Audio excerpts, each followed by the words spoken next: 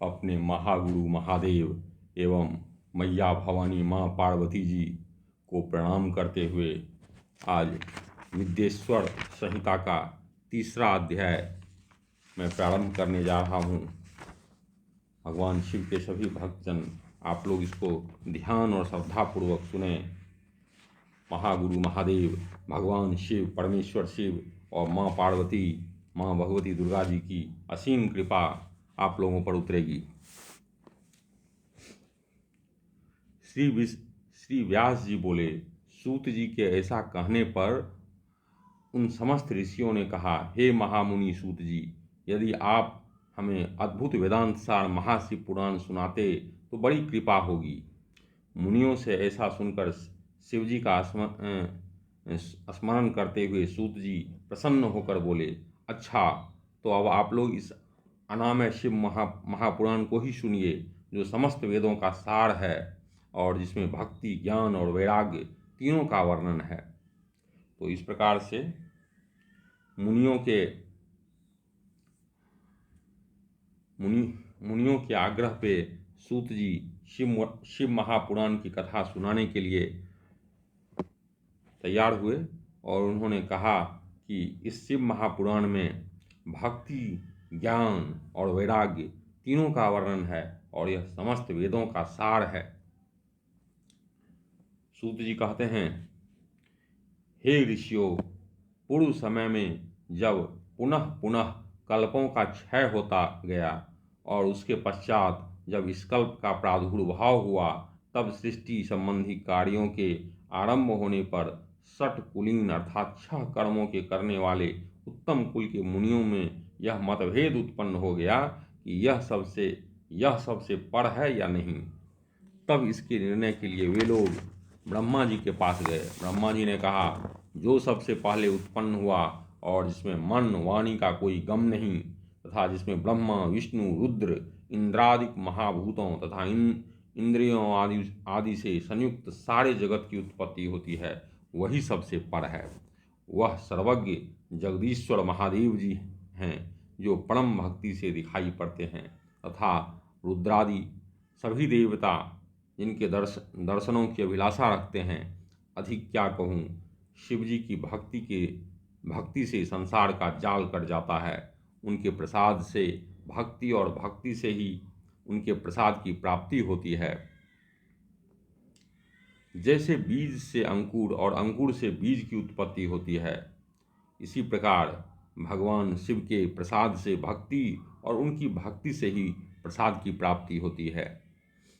तो भक्तजनों, हम लोग यहाँ पर समझ लें कि भगवान शिव की जितनी भक्ति हम लोग करेंगे, हमारा इहलोक और परलोक उतना ही उज्जवल होता चला जाएगा। अतः हे ब्राह्मणों, आप लोग महादेव जी का प्रसाद पाने के लिए 1000 वर्ष का दीर्घ यज्ञ कीजिए, जिसमें शिव जी की कृपा से आपको साध्य और साधन का ज्ञान होगा। इस पर मुनियों ने पूछा, हे सूत जी, यह साध्य और साधन क्या है? ब्रह्मा जी ने कहा, साध्य शिव पद है और साधन उनकी सेवा करना। परंतु इसके लिए साधक को सर्वथा ही निष्पृह होना चाहिए। निष्पृह का अर्थ यहाँ यह है कि साधक को कोई आकांक्षा नहीं होना चाहिए। साधक निर्लोभ होकर अपना कार्य करे, निष्काम होकर कार्य करे, यही साधक की साधना है। जब इस प्रकार वेद विधि से भगवान शिव की आराधना होती है, तब परमेश पद की प्राप्ति होती है और जो जैसा करता है उसे वैसा फल प्राप्त होता है। इस संबंध में स्वयं शिवजी ने भी कई निर्देश दिए हैं। कानों से सुनना, वचन से कहना, मन से मनन करना भी एक महान साधन है।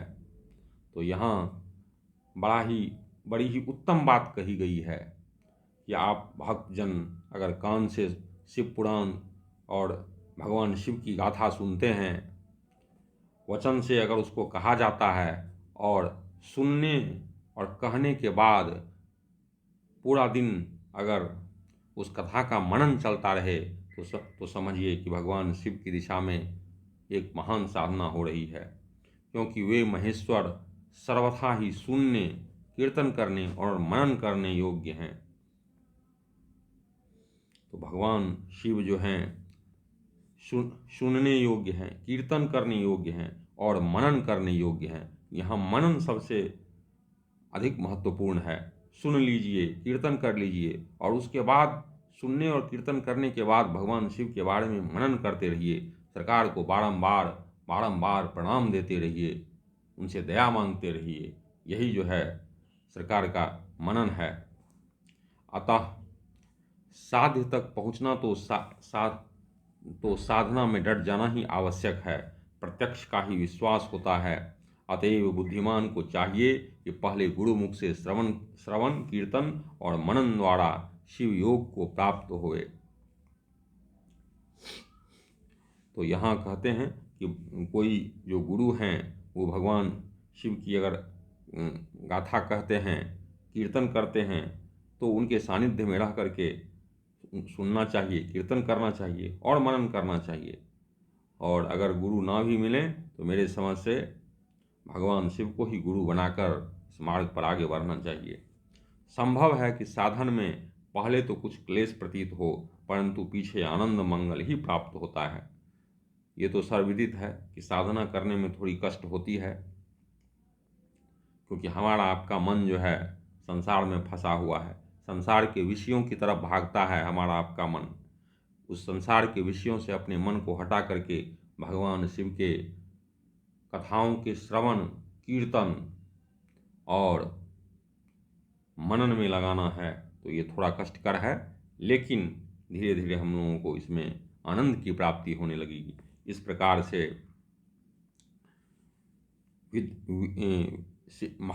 श्री शिव महापुराण के विद्येश्वर संहिता का 3रा अध्याय यहाँ समाप्त होता है। अब भक्तजनों, हम लोग 4थे अध्याय की ओर बढ़ेंगे।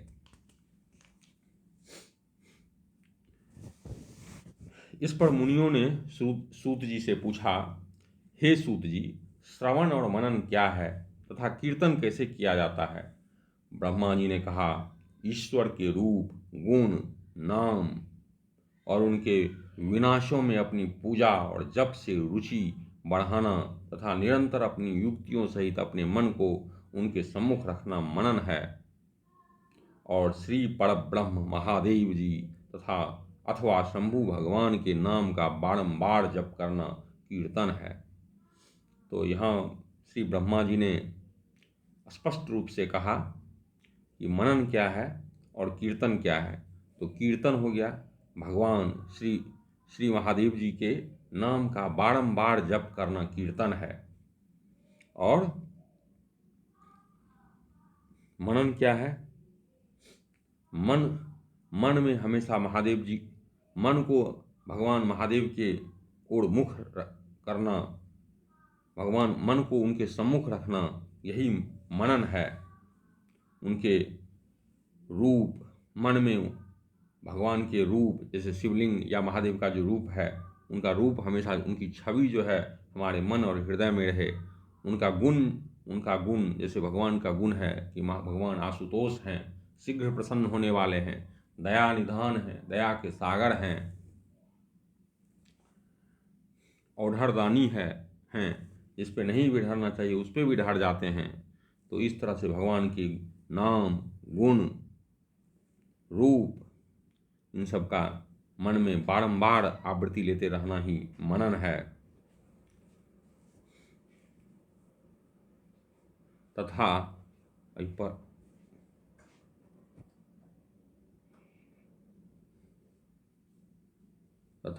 दृढ़ हो भगवत संबंधी शब्दों को कानों से सुनना और उसे चित्त में स्थिर करना श्रवण है।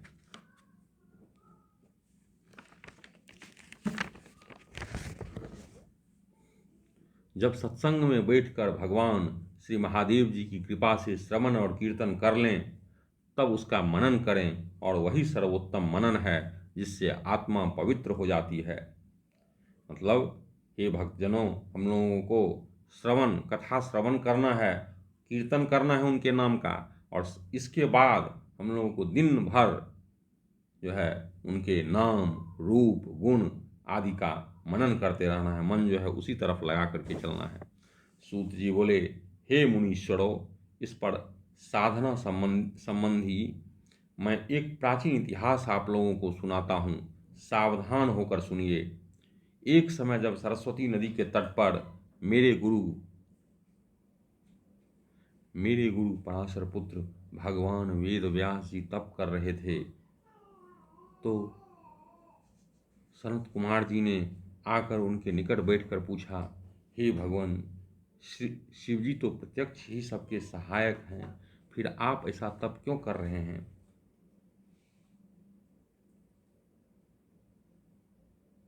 व्यास जी ने उत्तर दिया,